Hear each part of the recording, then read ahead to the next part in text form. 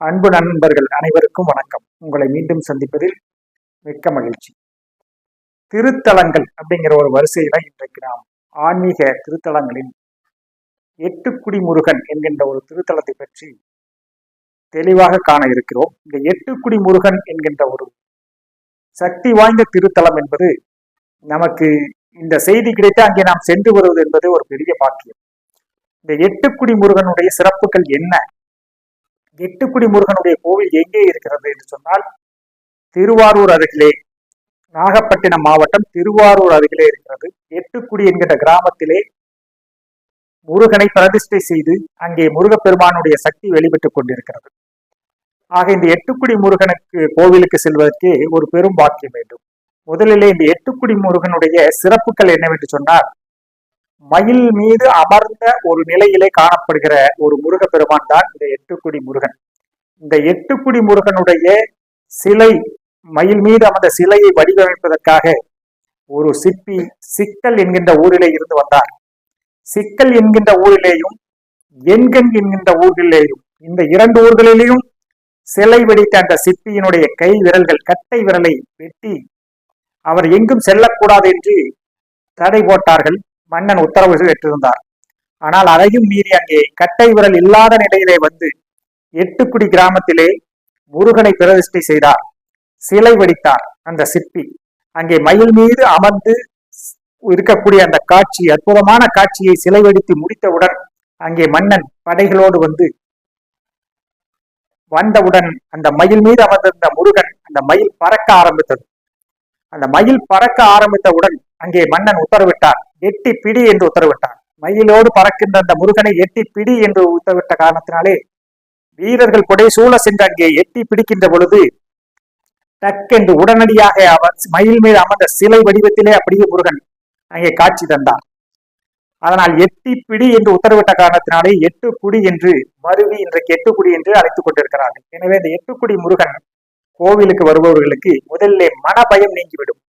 மனபயம் உள்ளவர்கள் எட்டுக்குடி முருகனை தரிசிப்பது மிகவும் சாலச் சிறந்தது. அது மட்டுமல்லாமல் இங்கே இருக்கிற ஒரு சிறப்பு என்று சொன்னால், முருகன் நீங்கள் அங்கே அமர்ந்து தியானம் செய்து முருகனை வழிபட வேண்டும் என்று எந்த கோலத்தில் நினைக்கிறீர்களோ, குழந்தை வடிவத்திலே நீங்கள் முருகனை தரிசனம் செய்ய வேண்டும் என்று குழந்தை வடிவத்திலே எண்ணிக்கொண்டிருந்தால் உங்களுக்கு குழந்தை வடிவத்திலே அந்த முருகப்பெருமான் காட்சி அளிப்பார். நீங்கள் ஒரு முதியவர் வடிவத்திலே வர வேண்டும் என்று நினைத்தால் அந்த முதியவர் வடிவத்திலே காட்சி அளிப்பார். ஒரு இளைஞர் வடிவத்திலே வர வேண்டும், இளைஞருடைய வடிவத்திலே வர வேண்டும் என்று நீங்கள் நினைத்தால், மனதில் தோன்றினால் அந்த இளைஞர் வடிவத்திலே, இளைஞருடைய உருவத்திலே முருகன் தத்ரூபமாக காட்சியளிப்பார்.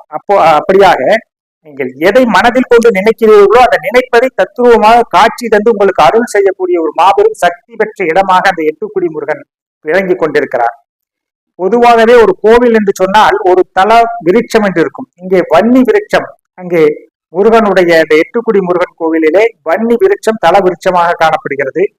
இந்த எட்டுக்குடி முருகன் கோவிலில் மட்டும் சஷ்டி விரதத்தையும் கௌரி விரதத்தையும் ஒன்றாக கடைபிடிக்கப்படுகிறது. சஷ்டி விரதம் கௌரி விரதத்தை ஒன்னா கடைபிடிக்கிறது இந்த எட்டுக்குடி முருகனுடைய கோவிலுடைய சிறப்பு என்றே சொல்லலாம். மேலும் வள்ளி தெய்வானையுடன் காட்சியளிக்கக்கூடிய ஒரு அற்புதமான காட்சியாக இங்கே விளங்கிக் கொண்டிருக்கிறார். திருமண தடைகள் உள்ளவர்களும் அங்கே சென்று வழிபட்டு வர, அந்த மனக்கோலத்தை கண்டு வர அவர்களுக்கு திருமண தடை நீங்கும் என்பது முழுமையான உண்மை.